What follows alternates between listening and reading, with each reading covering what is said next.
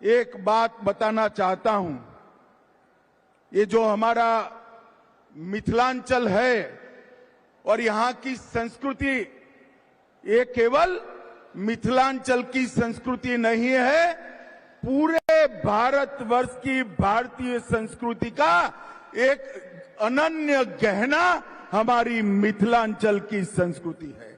और इसी भूमि पर आज मैं बड़ा भाग्यशाली हूं कि मैं इस पवित्र काम में उपस्थित रह पाया हूं। मिथिलांचल के उत्तर में पर्वतराज हिमालय है, दक्षिण में पाप विमोचनी मां गंगा, पूर्व में महानंदा और पश्चिम में गंडकी।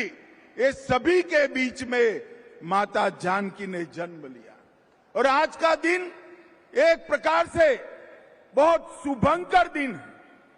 यहां सालों पहले रामायण काल में अनेक वर्ष के अकाल के परिमार्जन के लिए राजा जनक ने भूमि में सोने का हल चलाया और वहीं से मां जानकी प्रकट हुई। बारिश के लिए हल चलाया था, आज मां जानकी के जन्म के परिसर की भूमि पूजन में मां जानकी ने बारिश भेजकर आशीर्वाद देने का काम किया। और ये बारिश, ये मां जानकी का आशीर्वाद न केवल बिहार, पूरे भारतवर्ष के लिए शुभांकर बनने वाला है।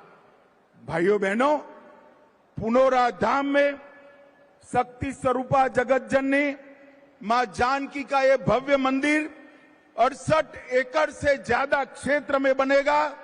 लगभग 890 करोड़ रुपया, मैं फिर से रिपीट करना चाहता हूं, 890 करोड़ रुपया की लागत से यहां मां जानकी का भव्य स्मारक और मंदिर बनाने का काम, जिसमें से 137 करोड़ रुपया माता सीता के मौजूदा मंदिर के जीर्णोद्धार पर और 728 करोड़ रुपया परिक्रमा पथ और बाकी सारी रचनाओं पर।